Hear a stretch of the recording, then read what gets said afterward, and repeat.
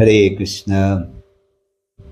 সেই ভগবানকে সঙ্গে নিয়ে কিছু কথা বলবার চেষ্টা করছি। পরমাত্মা এই যে মানব শরীর দিয়েছে, এ তো বিশেষ কাজ করবার জন্যে শরীর ভগবান দিয়েছে। তাই মানুষ যখন সেই বিশেষ কাজ করে, ভালো কাজ করে, তখন পরমাত্মা সবচেয়ে বেশি খুশি হয়। সংসারের পিতা মাতা যেমন সন্তানের কৃতিত্ব দেখলে খুশি হয়, সেরকম ভগবানও খুশি হয়। তাই সর্বোত্তম শরীর হিসেবে উত্তম কার্য হোক, অর্থাৎ তুমি পরমাত্মার এই কৃপার উচিত উপযোগ করছো, এটাই ভগবান দেখতে চায়। এই সৎ উপযোগ যদি তোমার না থাকে, তাহলে তোমার জীবন দুর্বিষহ হয়ে যায়। তাই যা কিছু তোমার জীবনে ঘটিত হচ্ছে, ফল পাচ্ছ, কষ্ট পাচ্ছ, এসব তোমার নিজের বুদ্ধির জন্যে। ভগবান তোমাকে খারাপ জিনিস করতে প্রেরিত করে না, সংসার করে। আর সেই সংসারকে এত ভালোবেসে বসে আছো। এই জীবন পাওয়া সত্ত্বেও তুমি কি উচিত অনুচিত ভেবে কর্ম করছো? কারণ ন্যায় অন্যায় বিচার কেবল মানুষই করতে পারে, অন্য কোনো শরীরে এই ক্ষমতা নেই। তাই জীবনের সুন্দর প্রেরণা, সুন্দর আদর্শ যদি না থাকে, তাহলে এই জীবন নরক হতে দেরি হবে না।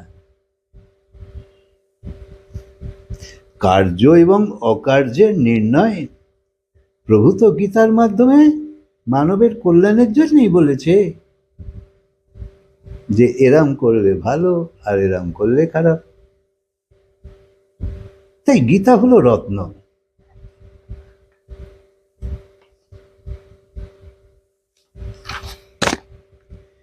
গীতাকে আশ্রয় করে জীবনের উদ্দেশ্যকে যদি তুমি বানাও, তাহলে বিফল তো হবেই না, তোমার তো লাভই লাভ। ভগবান শ্রীকৃষ্ণ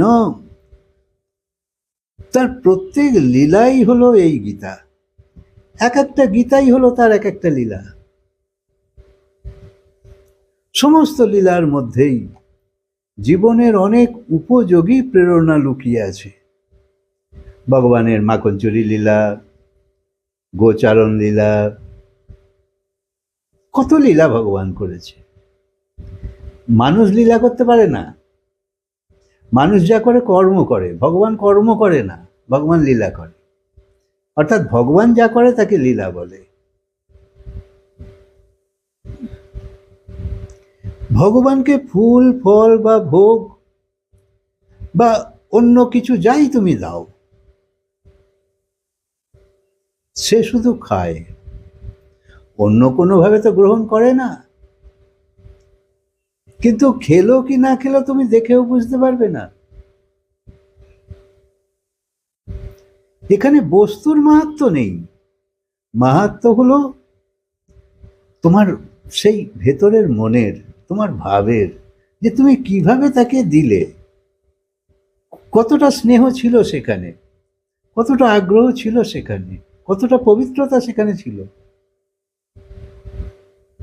যদি সংসারের কথা ভেবে রাত্রের ঘুম নষ্ট করো, তো শরীরও খারাপ হবে, জীবনও খারাপ হবে।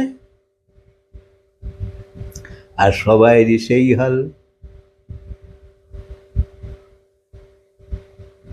তাই সেই ভগবানকে সঙ্গে নিয়ে জীবনের খাতা যদি শুরু করো, তুমি সবচেয়ে বুদ্ধিমান। ভগবান গীতায় বলেছে, চালাক সে, বুদ্ধিমান সে যে ঈশ্বরে মন লাগায়। তাই পরমেশ্বরের স্মরণ এবং স্মৃতি, এই হলো অমৃত। তার থেকে দূরে থাকা বা ভুলে যাওয়াই তো মৃত্যু। তাই ভগবান ছাড়া যদি জীবনে আছো, তো এই মৃত্যুর সমান। অর্থাৎ অনেক প্রকার দুঃখ, চিন্তা, নিরাশা তারই থাকে যার মালিকের ওপর ভরসা নেই। আর যদি ভরসা থাকে, জীবনে নিশ্চিন্ততা এসে যাবে। তখন তোমার ব্যাকুলতা ধৈর্যতে বদলে যাবে। তাই মায়ার প্রভাব যতই শক্তিশালী হোক, ভগবানকে স্মরণ করতে ভুলো না, কারণ একমাত্র সেই মায়াপতি, আর সে বিনা এই মায়াকে পার হওয়া যায় না। তাই তার জন্য সময় তো বার করো, তাকে ধন্যবাদ তো দাও, তার কৃপার স্মরণ তো করো। এই নশ্বর সংসারের মধ্যেও সে অবিনশ্বর হয়েই তো রয়েছে, তার দিকে বারবার ধ্যান দাও, তোমার মনকে শোধরাবার দিকে জোর দাও, আর এই কথার আশ্রয় করো। এই কথা তোমাকে অনেক কিছু বুঝিয়ে দেবে।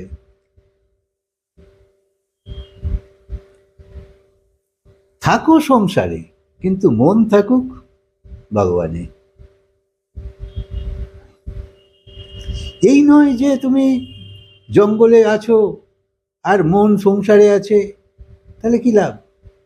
কারণ যারা সংসার ছেড়ে জঙ্গলে চলেও যায় না, মনে সংসার বসেই আছে, শুধু শুধু জঙ্গলে পড়ে আছে, কোনো লাভ হবে না।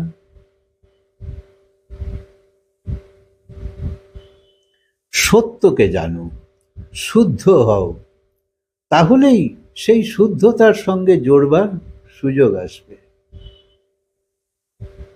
তুমি শান্তি পেতে থাকবে, আনন্দ পেতে থাকবে, তোমার ভেতরে উৎসব চলবে প্রসন্নতার।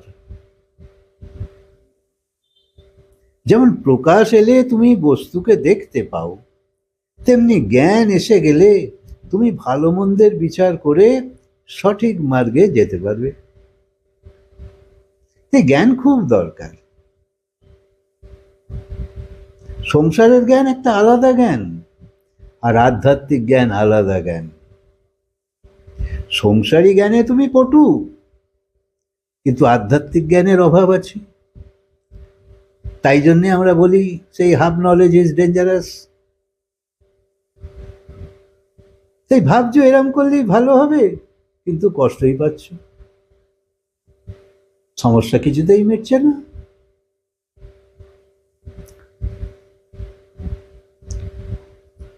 তাই শুদ্ধতার সঙ্গে জোড়বার সুযোগ যত তুমি তৈরি করবে, ততই তোমার লাভই লাভ। জীবনে ভালো মন্দের বিচারকে ঠিক মতন সঠিক মার্গে যাওয়া দরকার আছে। সত্য প্রাপ্ত হলে, প্রকাশ নিকটে এলে, ভগবানের নিকটেও পৌঁছে যাবে। তাই সত্যের সঙ্গ করো। সত্যতা, সততা জীবনে খুব দরকার, কারণ তুমি সব জানো যাই করেছ। সেই জন্য সত্যতা, সততা যদি না থাকে, অন্যকে ঠকালেও ভগবানকে তো ঠকাতে পারবে না। আর সবাই আমরা তাই করছি, আমরা অন্যের চোখে ভালো দেখাচ্ছি, আর ভগবান হাসছে যে ওর ওর চোখে ভালো হয়ে তোমার কি লাভ হবে? আরে আমার চোখে ভালো হও তো বেলা পার হয়ে যাবে। জীবনে বাঁচো তো এমনই যে তোমার প্রতিক্ষণই মূল্যবান হয়ে যায়। সংসারে মানুষ এমনভাবে বেঁচে আছে যেন কখনো মরবেই না, সম্রাট হয়ে আছে একদম।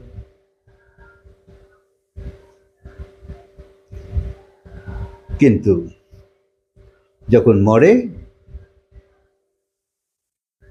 যেন কখনো বেঁচেই ছিল না।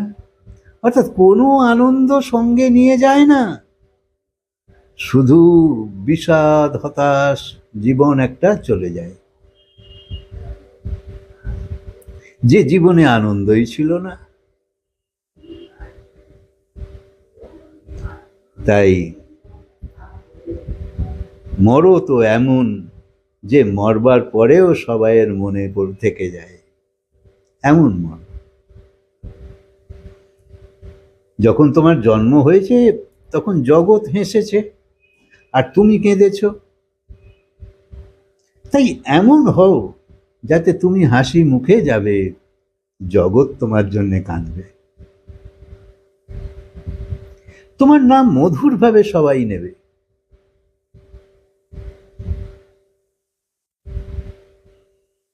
তাই সজ্জন যখন যায় তখন সবাইকে কাঁদায়।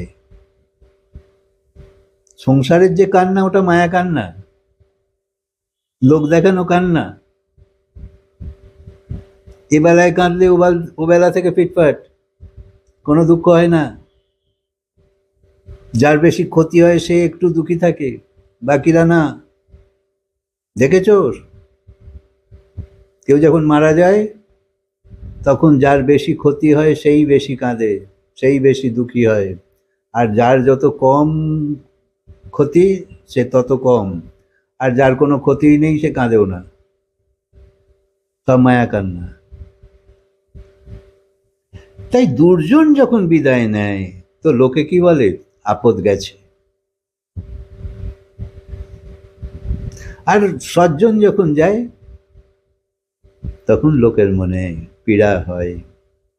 আর যেহেতু দুর্জন কিন্তু মুখে বলতে পারছে না, তখনও বলছে কি ভালো লোক ছিল, তখনও তোমার মনে অন্যরকম ভাব। সত্য বলছো না, মনে মনে বলছো আপদ গেছে। তাই সজ্জন মিলিত হলে সুখ, আর দুর্জন মিলিতে হলে দুঃখ, এ কে না জানে। তো এমন মানুষ যে দুনিয়ায় মিষ্টি স্মৃতি রেখে যায়, সে তো নিজের স্বর্গ নিজেই বানিয়েছে, নিজের স্বর্গ তো নিজেই গড়েছিল। তাই ভগবান তাকে স্বাগত জানায়। তাই সকালে উঠে প্রভুর থেকে প্রভুকেই চাও। প্রভুকে বলো যে তুমি ছাড়া যতটা জীবন কেটে গেছে তা যাক, বাকি শ্বাস যেন তোমার নামেতেই ব্যয় হয়। এই সুযোগ ভগবানের থেকে চাও। প্রার্থনা করো না ভগবানের কাছে যে এমন কৃপা করো যাতে আমার দ্বারা আর দুষ্কর্ম না হয়, নিজের উন্নতির সাথে সাথে অপরকেও উঁচুতে তুলতে যেতে পারি, এই ইচ্ছা প্রকাশ করো। অপরের কল্যাণ করবার জন্যে যেন বিভিন্ন বুদ্ধি তোমার মধ্যে আসে। সবার কল্যাণ যে চায় সেই বৈষ্ণব, সেই ভগবানের ভক্ত। তাই নিজের তারিফ শোনবার জন্যে তো সবাই উৎসুক থাকে, কিন্তু অপরের নিন্দা শুনতেও আগ্রহী থাকে। তাই ভক্তি করতে করতে নিজের দোষের ওপর বিজয় পাও, এই লক্ষ্য নিয়ে এই কথাকে সঙ্গ করো। হরে কৃষ্ণ। কথাকে আজকে বিরাম দিই, আবার বলবো।